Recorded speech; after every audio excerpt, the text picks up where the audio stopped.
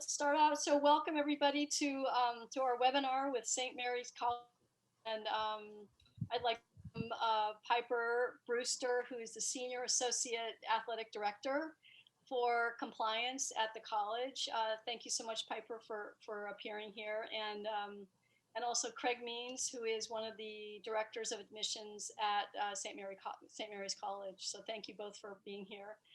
My name is Liz Laporte. I'm the founder of Laporte Education Advising, and I've been really enjoying having or hosting several webinars over the past few months, inviting colleges to come and talk.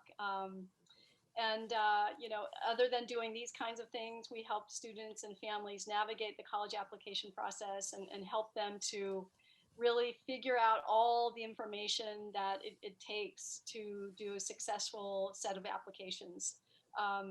So anyway, let's get started. And again, welcome and Craig, and love to hear what you have to say about the NCAA as well as St. Mary's College. All right, thank you, Liz. So I'm going to share my screen so everyone should be able to see the PowerPoint. So the agenda today for you guys is I'm going to talk a little bit about, you know, just what the NCAA is in general, how it's organized, a few basics for initial eligibility. Craig's going to talk about some admissions 101 stuff, and then I'm going to go into a little bit about recruiting, specifically right now with COVID, and then the next steps if you are offered a scholarship and a national letter of intent, and then if we have any questions at the end.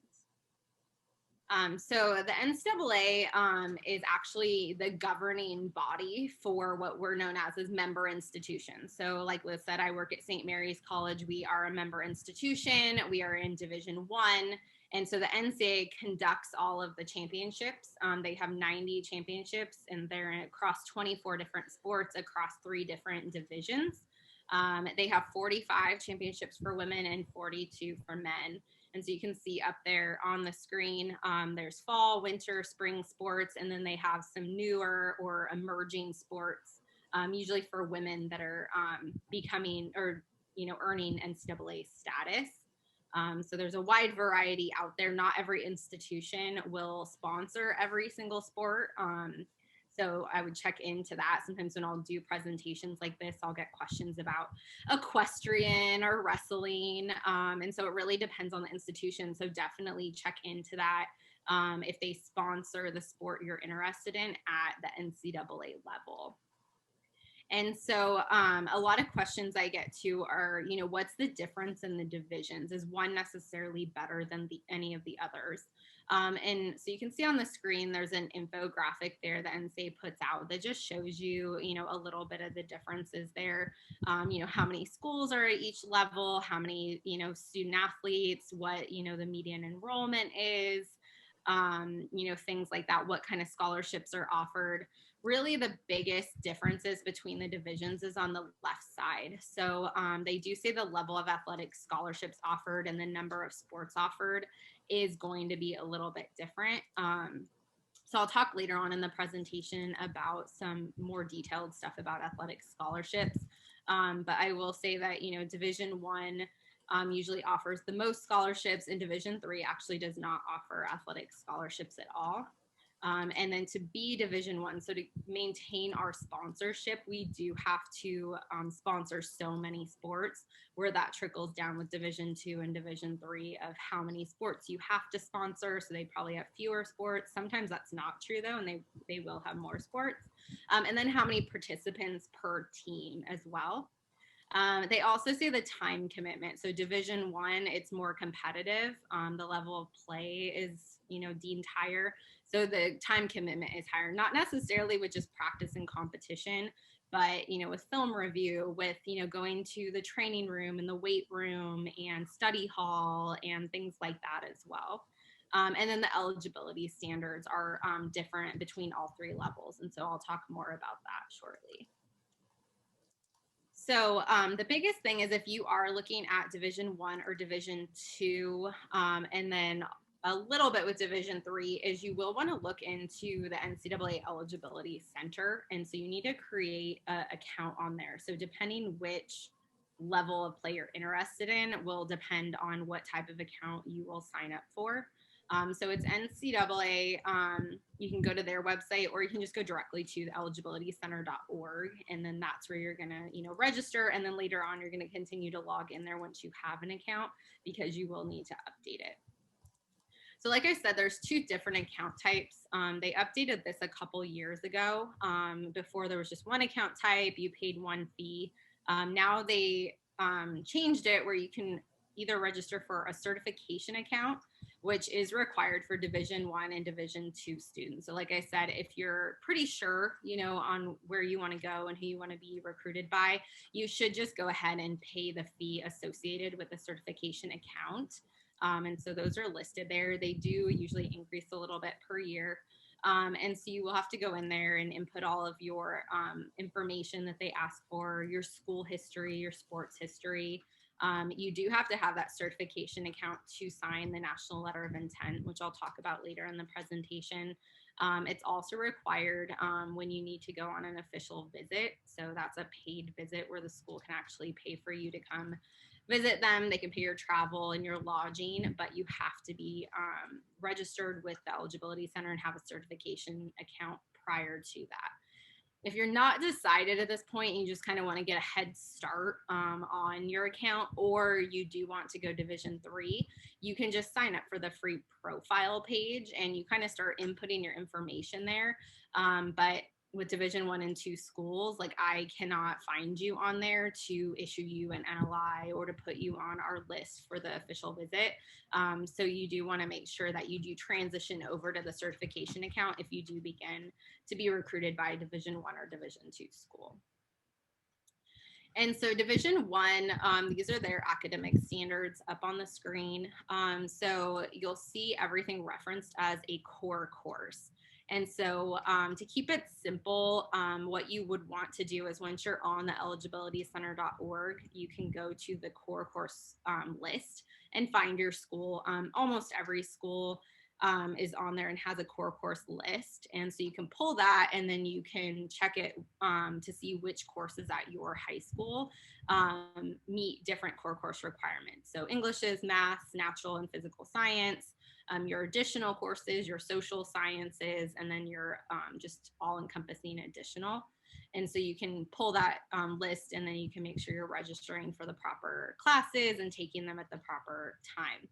So you have to complete 10 of your 16 core courses, including 7 in English, math, or the natural or physical science before the start of your 7th semester, so before your senior year.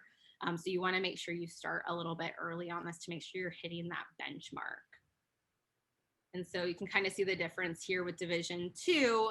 So similar in that they choose, they use the term core courses. You can pull your list as well. But they kind of divvy them up a little bit different. So still 16, but instead of 4 Englishes, there's 3 Englishes, and then they allow you to do more on the additional side. And then they also don't have that 10-7 requirement prior to your senior year. And then actually, before I move on to the COVID waiver, is Division III, I think I didn't even include a slide, is it's all internal with the school. So that's why you don't need that certification account. You would never actually get certified through the NCAA. They do all of their eligibility in-house.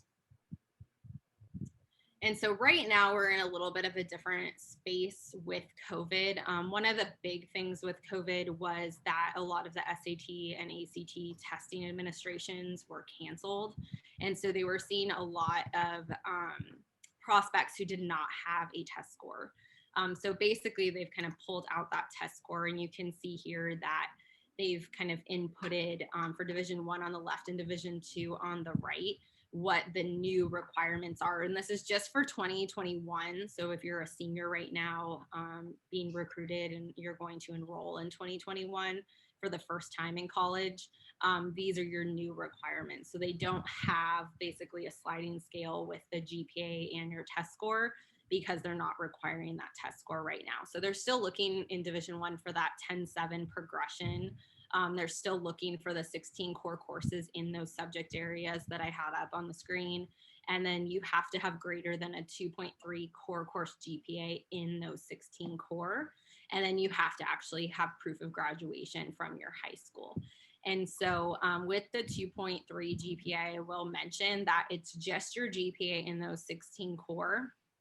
And so a lot of times students, they'll have the GPA on their transcript, but those have other courses like PE and health and weights and things like that. Those are not factored in. It's just your core course GPA. The other piece there is that there's no pluses and minuses used with the core course GPA. So I know generally your high school probably uses pluses and minuses. Those are factored into the transcript GPA, but those are basically hacked off. So they kind of look at it, evens out. There's no minuses, but there's no pluses either.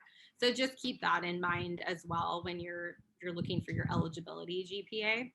And then with Division II, again, no test score. They're just looking that you complete those 16 core courses in the required areas and that you have higher than a 2.2 core course GPA there. And again, that you have that proof of graduation. And so you can kind of see on there too, there's qualifier, which is what you ultimately want to be. So if you're an NCAA qualifier, you can receive athletics aid, you can practice, and you can compete right away when you get to college. They're really looking at, are you prepared to go on to college and manage being an athlete and being a student? An early academic qualifier is basically you're ahead of schedule. So you can see that there's just benchmarks. And I mean, the one good thing with being an early qualifier is just that, you know, I have coaches go out and they go to a big soccer tournament, a big volleyball tournament, and they come back and they're like, oh, I saw this amazing kid out on the field and, you know, I want him or her. And so I pull them up on the eligibility center and, you know, you submit transcripts and test scores if you have them to there, and I can see all those. And so I'll pull that up. And, you know, the best thing is when I see, oh, they're an early academic qualifier, they're a great student. So, I mean, other than that, if you aren't an early academic qualifier, but you ultimately hit that qualifier status, it really doesn't matter. So it's just good in the recruitment that it's like a green light to the coach that you're a great student. And then an academic redshirt is something that Division I created a few years ago. And it's basically between a non-qualifier, where a non-qualifier, you cannot receive athletic aid, you can't practice, and you can't compete in your first year. You basically just come in as a regular student for a year because they don't feel like you're prepared. So academic redshirt is kind of between that and a qualifier. So you can receive your athletics aid and you can practice, but you're in that middle ground where maybe your GPA was too low, below the 2.3. And so they decide you need to, you know, take that first year to make sure that you can stay eligible. And if you stay eligible according to your school's requirements after the first year, then you can compete and continue to receive athletic aid the next year. It's not a horrible thing, but I always tell people, you know, if a coach comes into my office and I check their eligibility and I see, oh, they're going to be an academic redshirt, they're not going to be a qualifier, that, you know, if they have another kid in mind, who do you think they're going to give that scholarship to? The kid that can get out on the field the first year, or the kid that has to sit on the bench the first year because they're an academic redshirt? So just keep that in mind. You definitely want to set your goal at qualifier.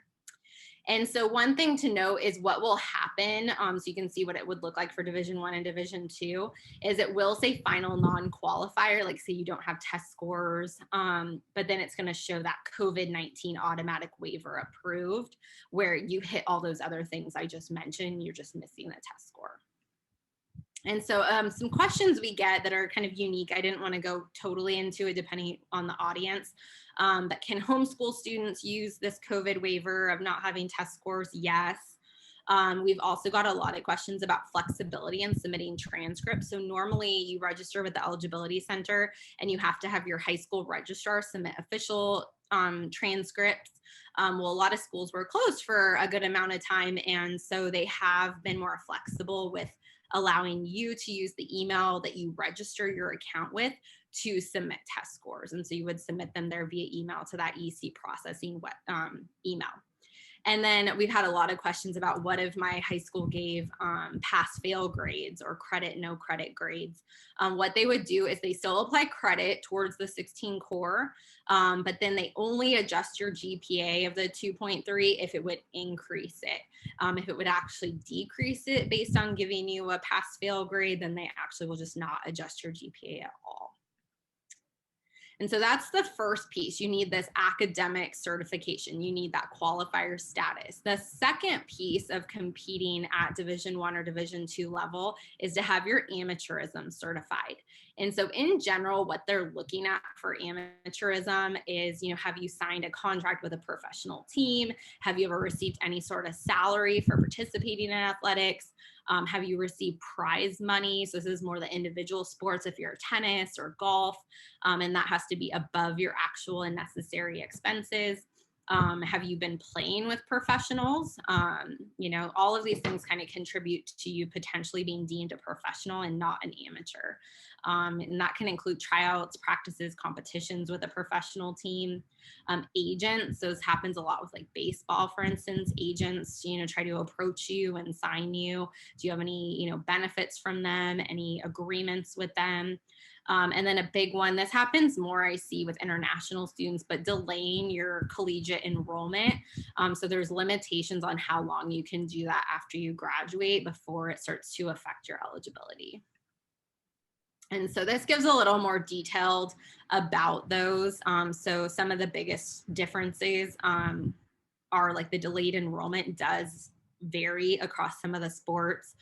Tennis only has 6 months that you can delay your enrollment from the time you graduate versus our other sports have 12 months. And then hockey goes off of age, where it's your 21st birthday. I will say between Division I and Division II, though, that Division II is a little bit more lenient on the amateurism requirements. They are both similar in agents, where no agents, no agreements with agents, no benefits from agents are allowed prior to college if you want to maintain your amateur status. But with the delayed enrollment and things like that, they're a little bit more lenient.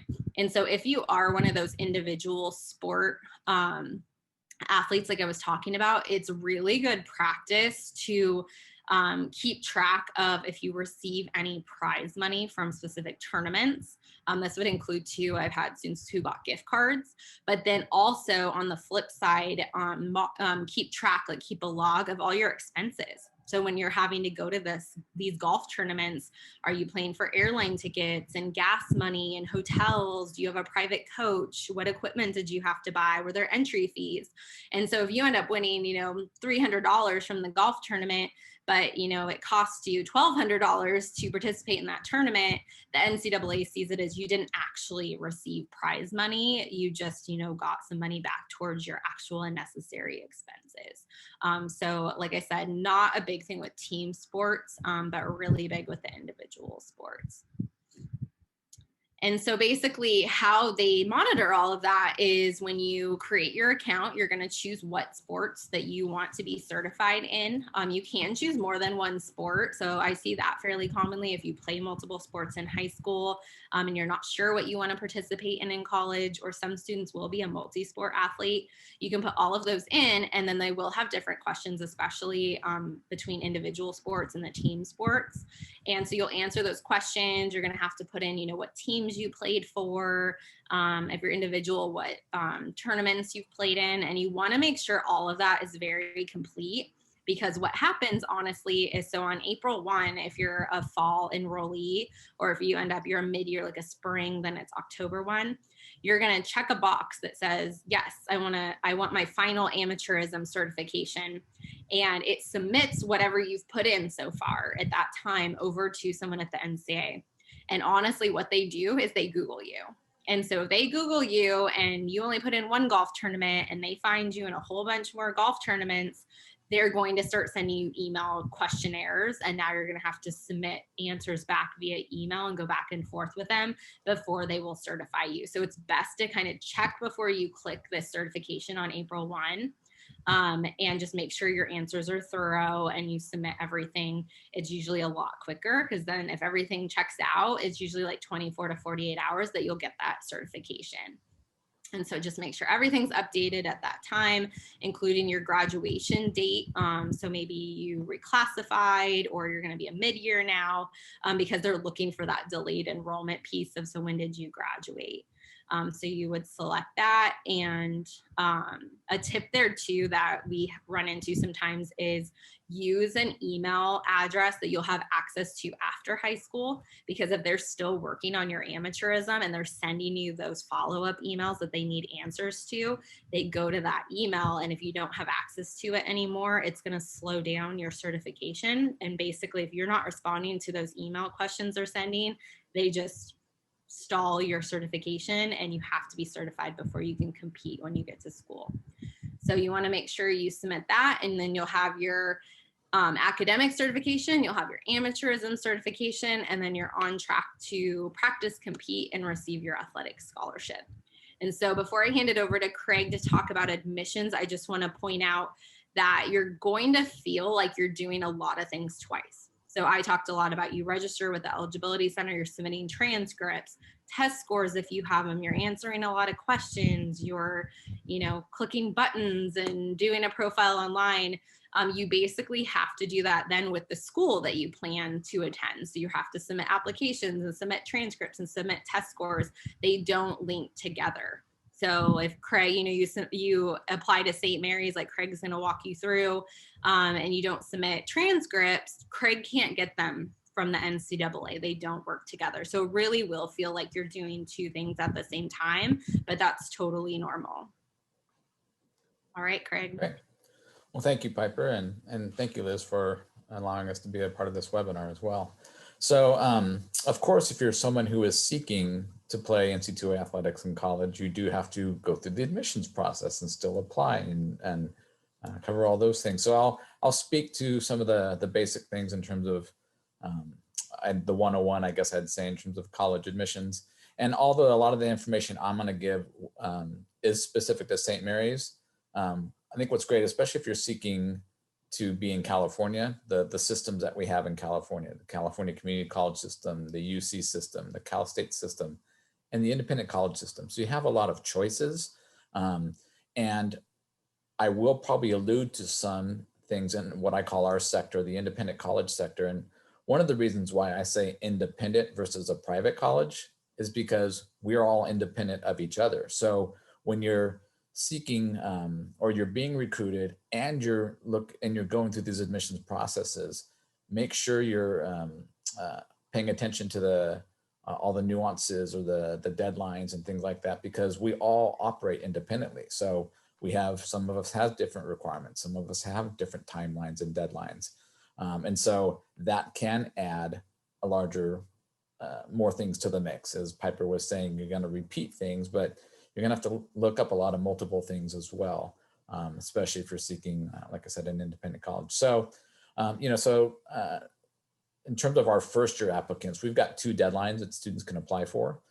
They can apply for spring or fall. So actually, especially in what we've just gone through in this COVID age, right? We have students who've graduated from high school, and probably more students than we would any particular year that either took a gap semester or maybe deferred an enrollment. So a school like St. Mary's coming up for this spring, we probably have a significant larger group of what we would consider to be first year students because they haven't attended college anywhere, applying for the spring more so than on a normal basis. So if you've graduated from high school and you're looking to apply for spring, that deadline would be January 1st.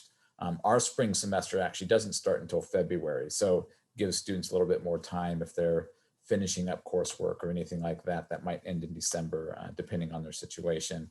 And then the standard deadline is fall. So we actually have two different types of application deadlines for fall. We have our early action deadline, which is November 15th, and then our regular deadline, which is January 15th.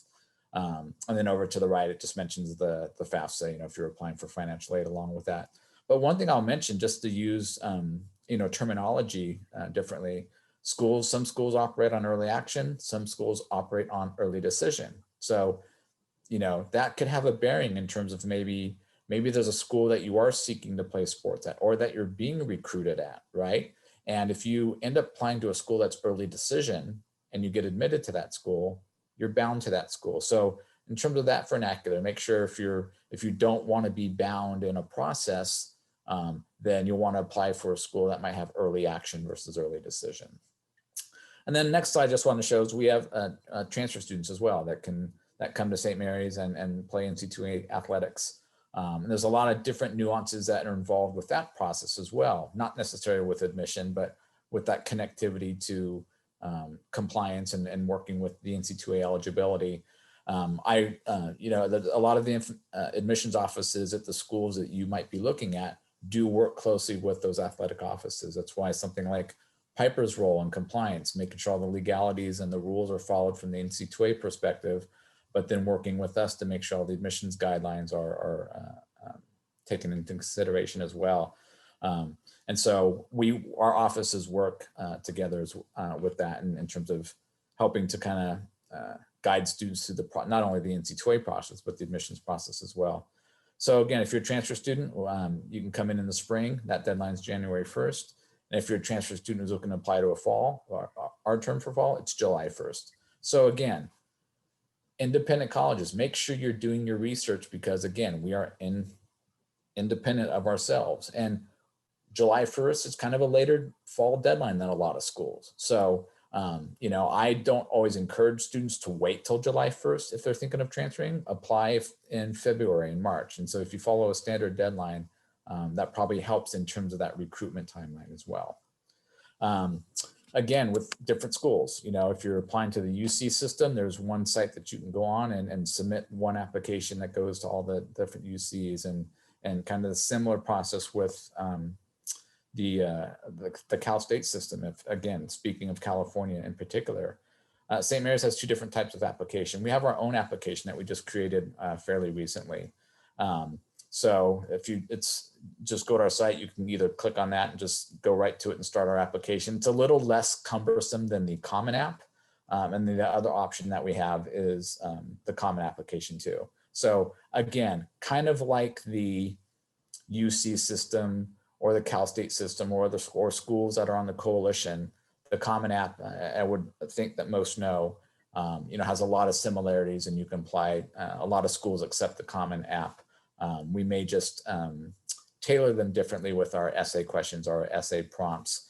A school like St. Mary's, it costs you nothing to apply. So some schools do offer fee waivers.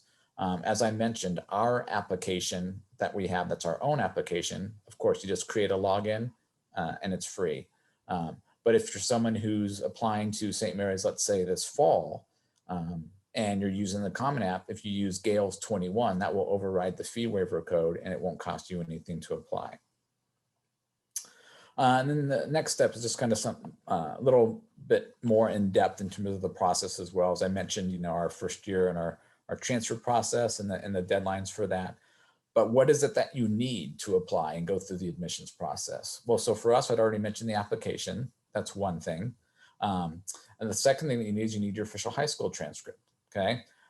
Now, we do have some high school students who also do college coursework. So when you're approaching an admissions process, I say just submit any and all of your transcripts, because that's good information for us to have. And a transcript tells a historical academic story, and we want to see that entire story. So you'd send us your official high school transcripts. And as Piper said, you might have uploaded one to the NC2A Center for NC2A review, but then you need your high school to send one to us so we can review for admissions as well. And then we do not require SAT or ACT for those that are coming in for this academic year. And again, I think a lot of schools have kind of lifted that because of, the COVID and what's happened and accessibility to test centers and things like that. But we have moved to a test optional process as well. And so again, as independent colleges, that's not an uncommon thing now. There's a lot of schools who have decided to go test optional. And I believe even more independent colleges went test optional as a result of COVID. So again, just make sure you're checking into that, but those are the codes if you're gonna take either the SAT or the ACT. And if you do decide that you're gonna take one of the tests, then great. That's something that you would, same type of thing. If you're submitting the test scores to go to the NC2A Eligibility Center, make sure you send our school your test scores as well so we can see that on the admissions end. Because I said, although our two offices talk, we operate on different systems too. Okay. And then the third thing that you'll need is a letter of recommendation. So that letter of recommendation is really coming from maybe a high school counselor, a teacher, what we refer to as more of an academic reference. And so you just need one of those to complete your file. Then after that, your file then goes into review. And I think it goes back to you, Piper. All right. So to move into NCAA recruiting, I put up here, there's a link to the NCAA.org website. And so they have some more detailed information about the recruiting rules. So with the NCAA compliance, there's different bylaws for different rules, and there's a whole bylaw on recruiting, and it varies sport to sport. So there's a lot there. So I'm going to touch on some of the basics and kind of just things to know, I guess, going through the recruiting process. So like I said earlier, there's official visits that you can take. So for Division I, you're limited to 5 official visits, and that's where the school is paying some or all of either your meals, your travel, your lodging. They're also limited to a 48-hour period that you can be there. They can entertain you to some extent. Prior to COVID, they could put you on comp ticket lists so you could come and watch games. You can go to practices for your sport and really kind of get to know the team and, the culture and the coach and how things operate. There's also unofficial visits. And so that's when you go visit purely on your own, and you can do that an unlimited amount of times. So you can do more than one per school. You can do, as many schools as you want because you're paying your own way. So I would just always suggest, really checking out the program. I know right now it's a little difficult to actually do those campus visits because of COVID. Some campuses are closed. I'm going to talk a little bit about recruiting during COVID. Right now with Division I, we're in a dead period, so coaches could not meet with you on campus, unfortunately. But you can still kind of go through and really get a feel for the program, I think, over Zoom or just phone calls with the coaches. So really, do your research and ask a lot of questions. And so up here with the bullet points are some good areas to really ask a lot of questions. So first is academic resources. So especially if you aren't the strongest student academically, is I would ask them, do they have team tutors? Are there tutors on campus? Are there tutors specific to athletics? Is there study hall? Is it mandatory? So what kind of resources will be there to assist you? The next piece is scholarships. So scholarships, and I'm going to talk a little bit more about them in a second. They can be offered on an annual basis, and then they're renewed, or you can be offered a multi-year scholarship.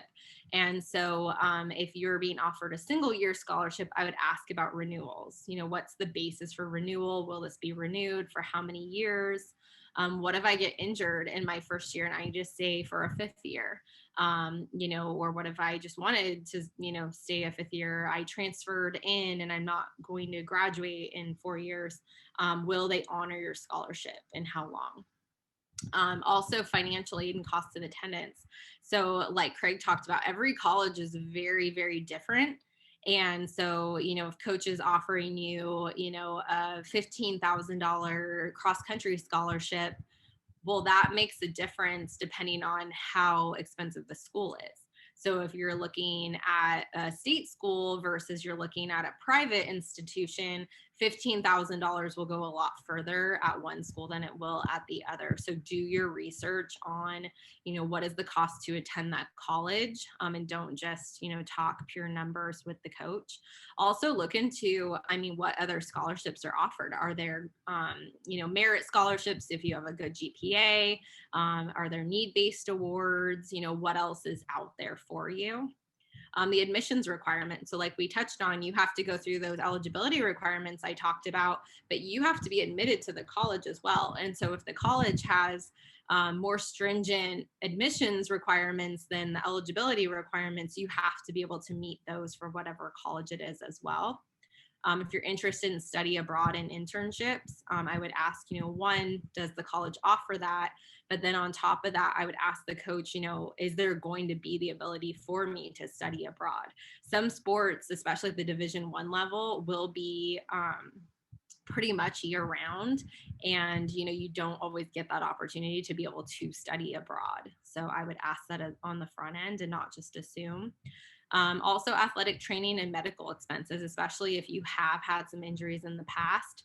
What are their trainers? What is covered and not covered? Who pays your medical insurance? Things like that. Also, you want to be a good fit for that school and not just the team. So I would ask, what degree programs are there? What are the graduation rates for the college, to make sure that they have, the major that you want to go into later on. Team time demands. This is a big difference, like I said earlier, between Division 1, 2, and 3 on how much of your time will be occupied by your sport. So if you're looking for a more well-rounded experience, you might want to go Division 2 or Division 3, where you won't spend, basically all of your extra time being an athlete, and you might be able to, fulfill some of your other interests. Maybe you want to do some research in biology or something like that. I would look then, more to maybe a Division 3 school. And then on-campus housing. So maybe you're not bringing a car with you, right? Do they have on-campus housing? How many years is that offered? Is it required? And then a big one is you want to fit in with the team. So you don't just want to go somewhere because it's a great school, but the team isn't a good fit for you, or vice versa. So, asking the coach about their coaching philosophy, the style, how will you fit into that? I would also look into, injuries and rehab. Are they looking to fulfill a spot right now because of injuries or people graduating? Or, are you going to be third in line and you're probably redshirting your first year and won't actually play as a freshman? So those are all good questions. You can also, on that end, kind of just do some research on their roster to see, who's graduating and who probably is staying the next year. Schedule planning and time management. Are there people, that are going to help you with that? Like here at St. Mary's, we have 2 academic advisors just for our athletes to help them pick classes that fit within their schedule with their sport, so that they don't miss a lot of class. And then mental health resources is a really new area where a lot of schools are trying to provide, in department mental health professionals that are available to their student athletes. So asking if that would be available to you as well. And so, like I said, athletic aid is a really big one. When I do these presentations, I get a lot of questions usually on athletic aid. There's always kind of that myth that everyone's on a full ride scholarship. Honestly, that is not usually the case. So each Division 1 program and Division 2, but their limits are different, but they have a limited number of athletic scholarships. So they can't just award as many as they want or however much money they have. They are limited to try to keep competitive balance across the board. But then all programs aren't always fully funded. So you can look up those scholarship limits. So Division 1 and Division 2, you can find that online. But like I said, not every program is fully funded. So just because you see, that baseball has 11.7 scholarships doesn't mean every baseball program has 11.7 scholarships. And so some sports offer full scholarships. They're called headcount sports. And so for them, they have, a certain number of scholarships. For instance, Division 1 men's basketball has 13 scholarships. So they have 13 players on a full scholarship. And so if they have 15 people on the team, 2 people are not on scholarship at all, 0, unless it's, merit or need based.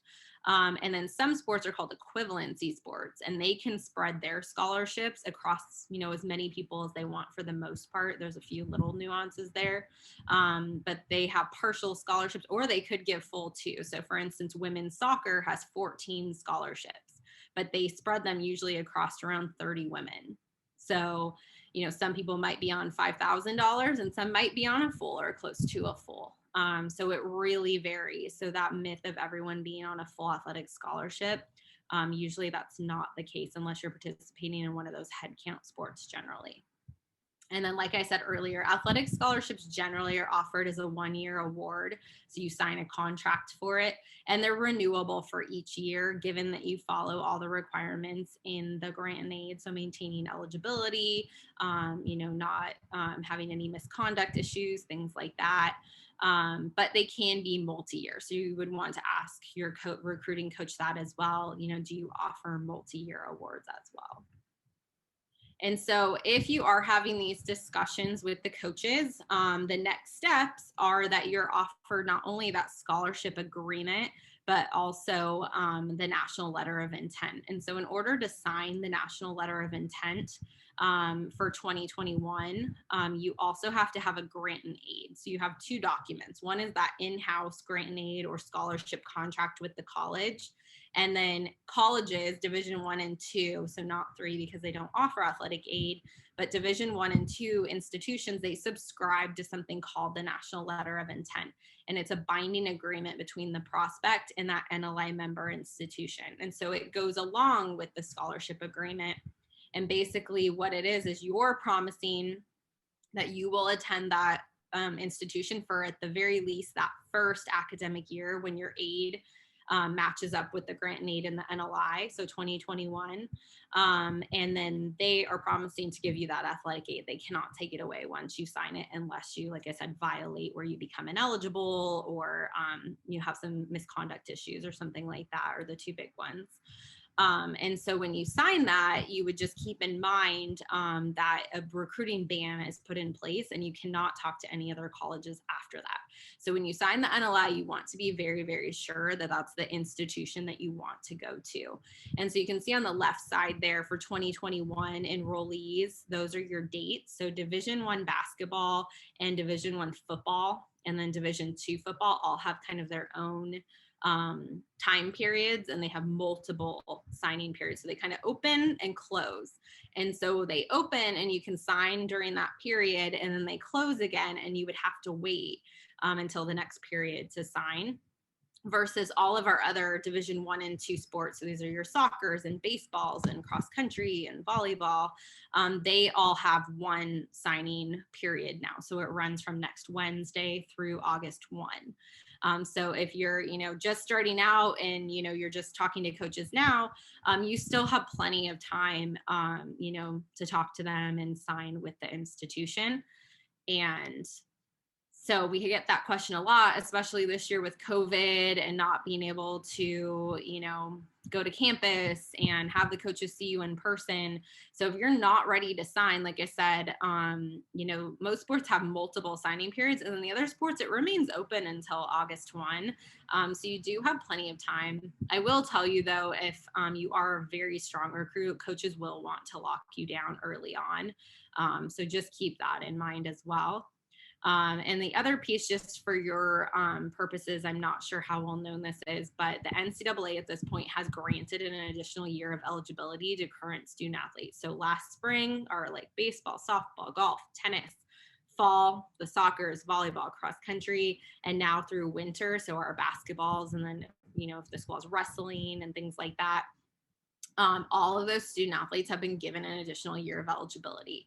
So it's making recruiting really difficult for coaches, because at one point, they're looking for a lot of 2021s.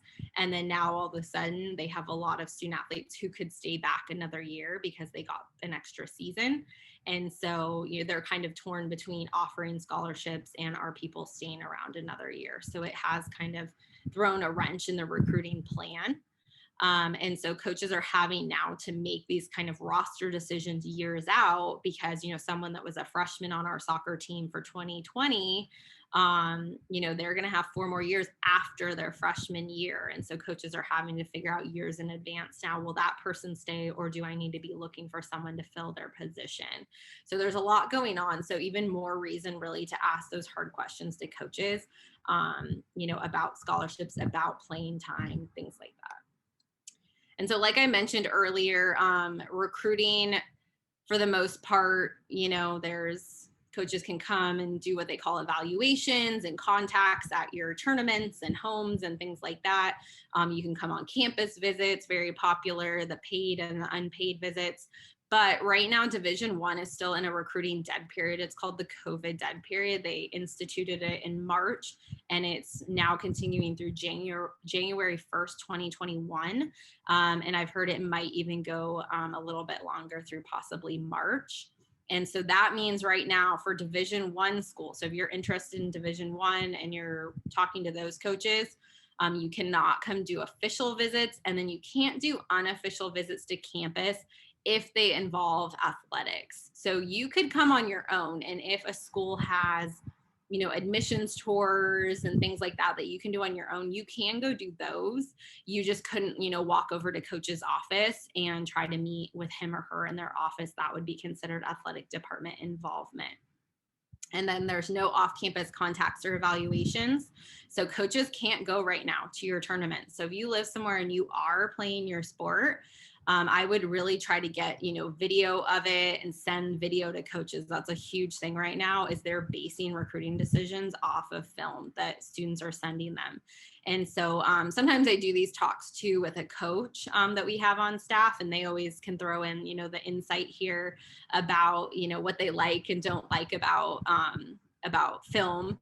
So I know one of them that always makes me laugh is our soccer coach. He'll always say, you know, I want to see when you kick the ball in your video where the ball went. Because if I see that you kicked it and it was a great kick, but then it shot, you know, 10 feet over the goal, you know, that doesn't help me. You're not a great soccer player then.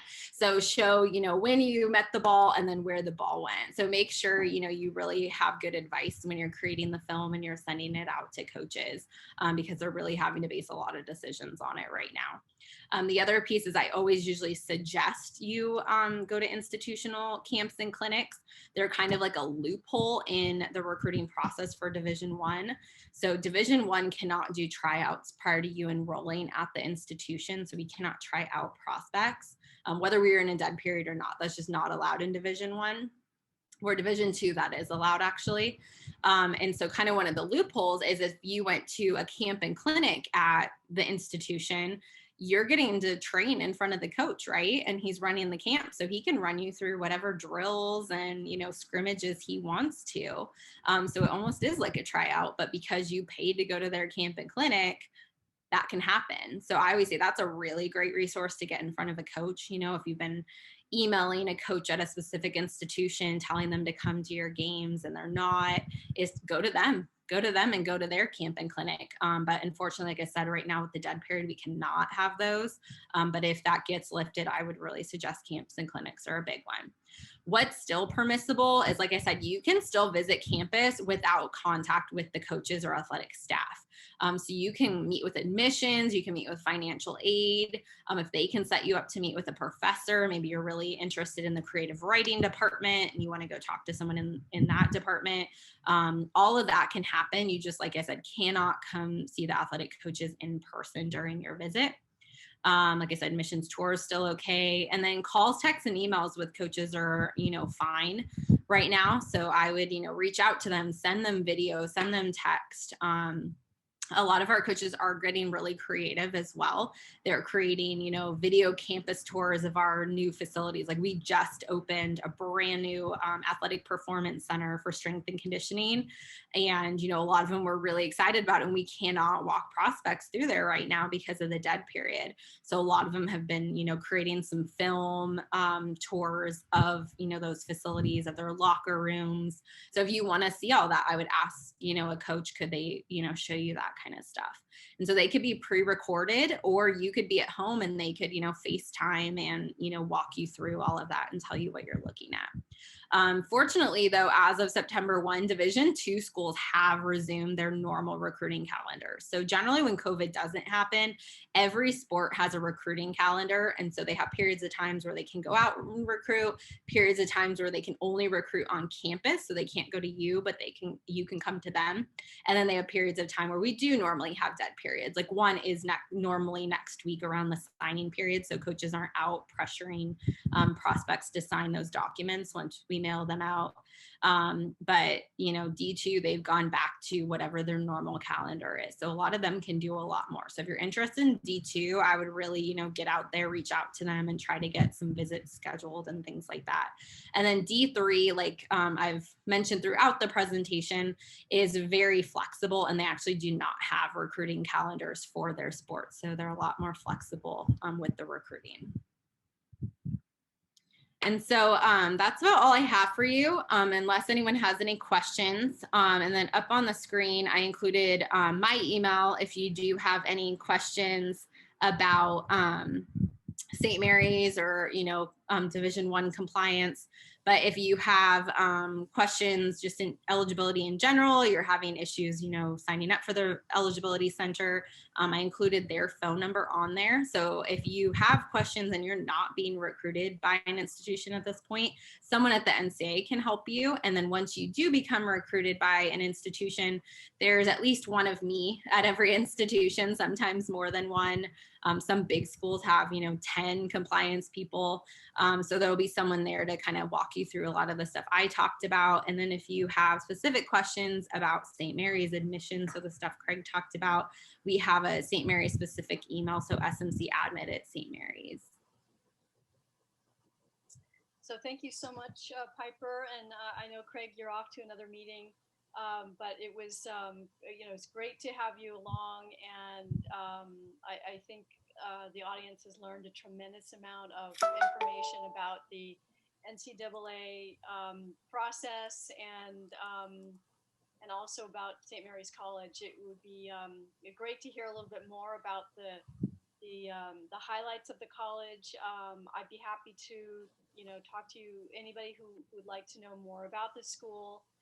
It's a wonderful, you know, gem of a school in beautiful hills over in Moraga, close to where I grew up, actually. And so I just wanted to thank you both, Piper and Craig. So thank you also to those who attended the webinar.